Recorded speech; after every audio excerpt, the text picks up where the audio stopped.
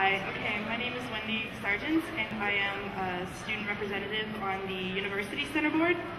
And my question is towards all the candidates. How will you use your role as Finance and Human Resources Commissioner for the UC Board? Or how have you used your current role on the UC Board, which is the second highest governing body on campus? That can me first to answer. I would sit on the UC board because I would like to know how your money is being spent. I believe $13 is taken from your or levied from your student fees, and it goes towards the UC board. I want to know basically what that money is being spent for. If it's being used to float the brass tacks, because the little vendors that come in here, they get charged to use the space, but we still have to pay for those items that they're selling. So basically, financial accountability is why I'd like to sit on the board. Okay, thank you for the question, Wendy. I was on the University Center Board last year, representing the Central Students Association, and from experience, I know that they get caught up in policies and wording, and it can result in a lot of inaction, which is truly unfortunate. We do pay student fees towards the University Center, and so it's vital that students have a say in the operations and management of the University Center.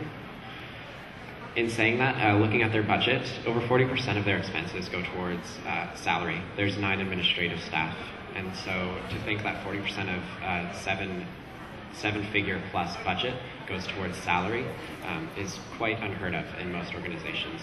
So I would campaign and be on the University Center Board. You have to be at least taking one undergraduate course, and I do intend on taking that next year, so I can qualify for the University Center Board and make sure that my actions towards second floor renovations can have carryover and onto the University Center Board. Thank you.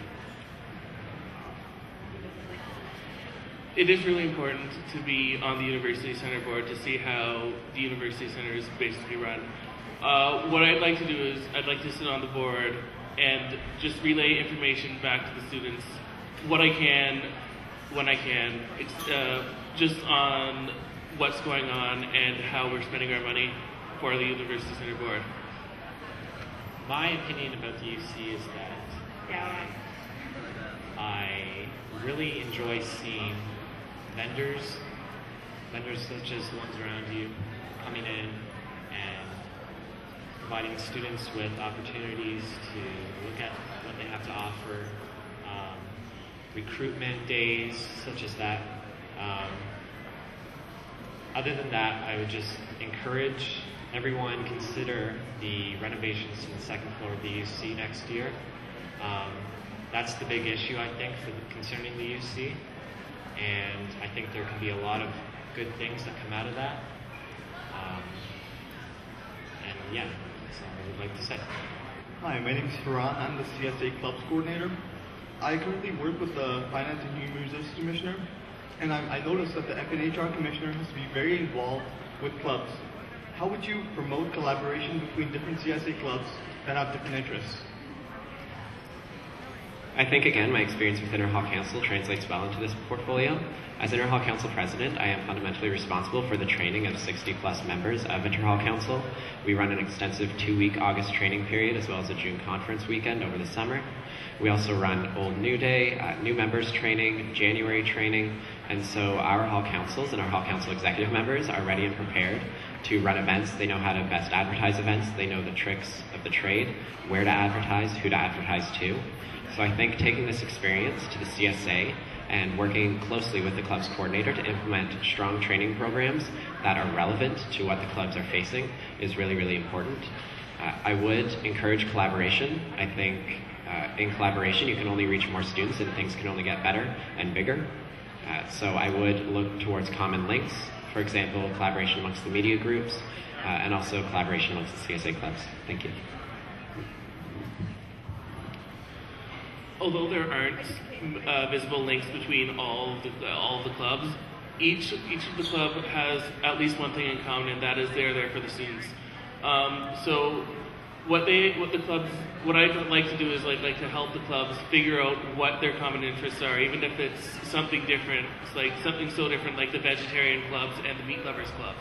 So if like you could get a club that, two clubs like that, and you could run a joint event for possibly a debate on why vegetarianism is better than just plain eating meat, then it would be beneficial to more students, and it would help them work together. And it's a good way to raise interest for the rest of the clubs. Jonathan? Great. I'll give you an example. If you're familiar with the Music Students Association, you'll understand. They're collaborating with the theater group on campus, which is producing the play Zombie Prom. I don't know if you've heard about this, but this is an example of how we can integrate common interests together. They're providing music to the musical play. So that's just one example, and I would encourage more of that happening. We have to sort of encourage hybridization between groups, I think, on campus, and I'm all for that. And I just wanted to say that I intend on opening and communicating well with the group leaders next. After me? I don't know if it was just a poor choice of words, but hybridization of all our campus clubs, I don't think would be a good thing. We're very unique in that we have so many diverse clubs. Each of them serve different needs of the students. How would I increase collaboration between them? I basically make each club and their mandates known to other clubs. I'd work closely with the clubs coordinator and the new position that was just created, the clubs administrator, to ensure that advertising about all their different events is available, and basically that everyone's kind of getting along.